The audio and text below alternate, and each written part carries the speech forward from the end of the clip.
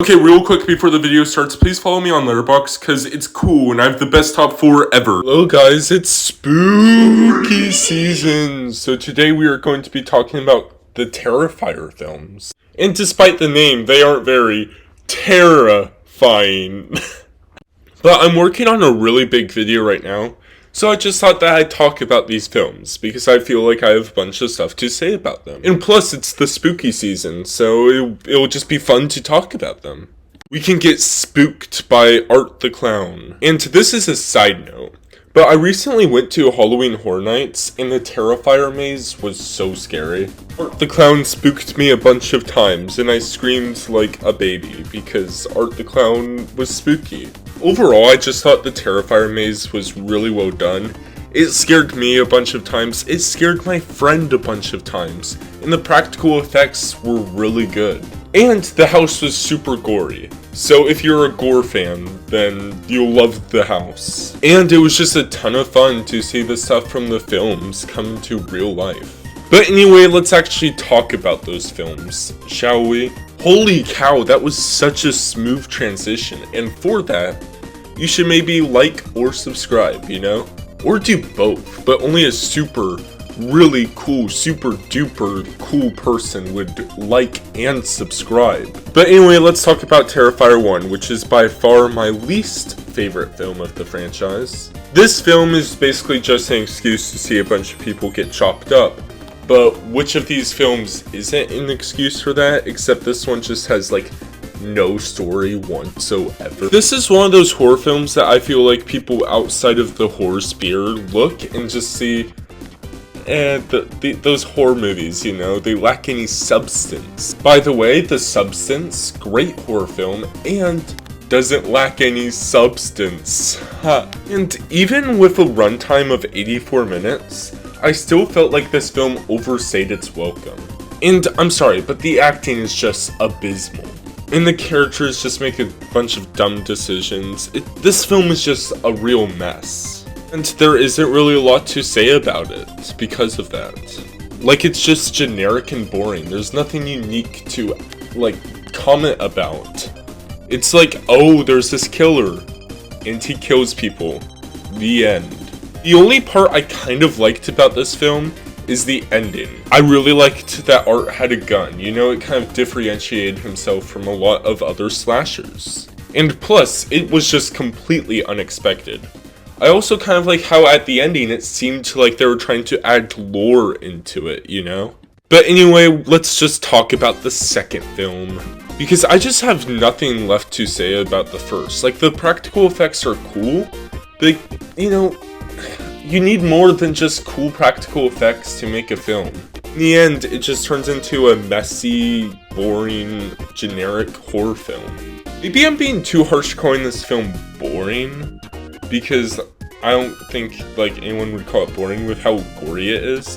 But it certainly isn't like entertaining, if that makes any sense. And with the practical effects, I don't think I was ever like bored.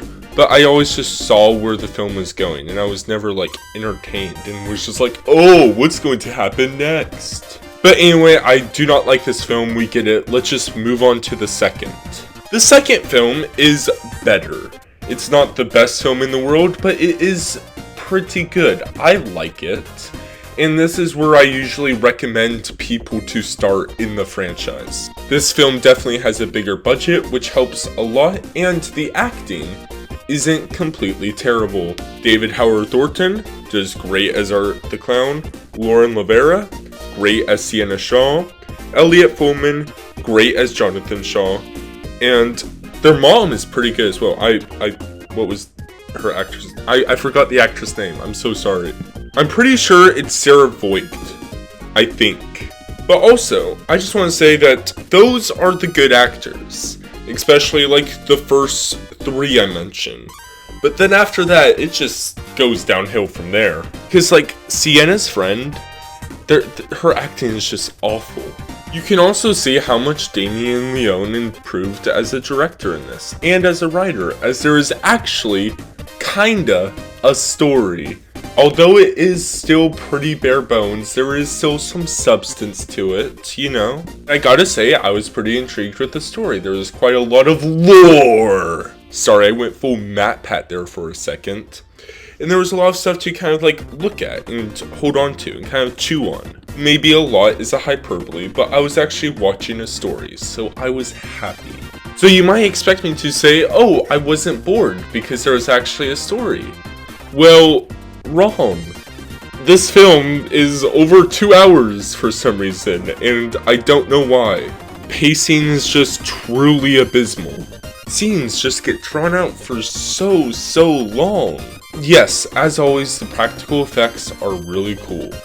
But despite like the good acting, there actually being a story and really good practical effects, I can't really say like this movie has a lot going for it. I guess I kinda like the score and I think the title card was pretty cool, I guess. But the pacing here just makes it 100 times worse. Like, there's no reason this should be over 2 hours. To be honest with you, like, the ending was mid. Like, I'm all for kind of, like, endings that you can interpret. And endings that fully don't give you all the answers right away, especially when there's going to be a sequel. But this just didn't really feel like an ending to a movie, you know? I would basically say it turns into everything bad people said about the Peacemaker Season 2 finale. But that's just my take. Like, I thought the ending, it was just mid, it wasn't awful. All in all, I just left this movie feeling meh. But also, while watching this movie, I felt bleh. So overall, Terrifier 2, better. You know, just like B+ for trying. But also, just something I want to talk about these films super quick, is that you can really like see the difference in how Damien Leone improves his directing. And also how just the cast as a whole improves their acting as well. It's really quite impressive. So I'm really excited to see what the cast and crew does after this film. Because these films definitely sacrifice a lot for just gore and shock. And maybe it'll be cool to see like the Sienna actress play a character with actual emotional weight. Her name is Lauren Lavera. I'm so sorry, I just forgot her name for a second during my rant. And I just want to say she adds so much emotional weight to Sienna. And I just want to say, Elliot Foreman does a dramatic jump in acting from Terrifier 2 to Terrifier 3. Speaking of Terrifier 3, I think it's about time we talk about it now. Terrifier 3 isn't awful. I wouldn't say it's worse or better than the second one, it's just, you know, And the reason is a lot of stuff improves from the second one, but then a lot of stuff just like doesn't improve and goes like backwards. Like for example, the story I feel like definitely takes a couple steps back. The lore that made Art the Clown fun, there's a bunch more hints in here which is cool, and also the acting is way better. Definitely the biggest compliment I have for this film is I really liked the dinner scene where she's sitting down at the table and then she sees her dead friend.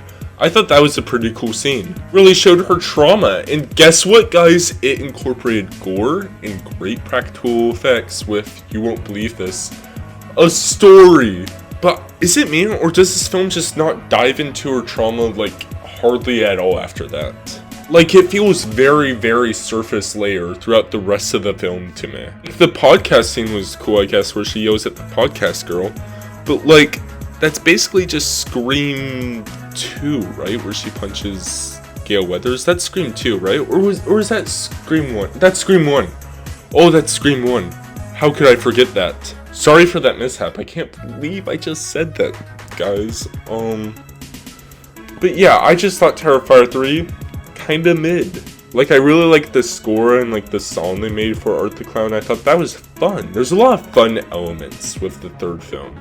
But in my opinion though, they don't really like succeed in making you care about the family. Like, I'm sad that the little girl got kidnapped, but I felt like we could end up being way more attached to her. I don't know, this film just seems to focus on gore again.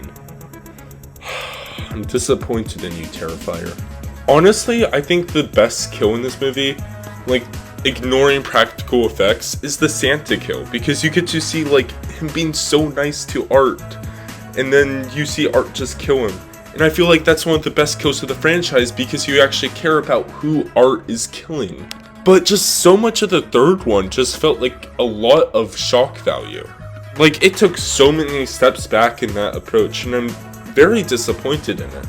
But anyway, chat, that's all the time we have for today. I'll see you next week, maybe, or next 500 years. I'm gonna post a video when megalodons rule over the earth because they can walk in 500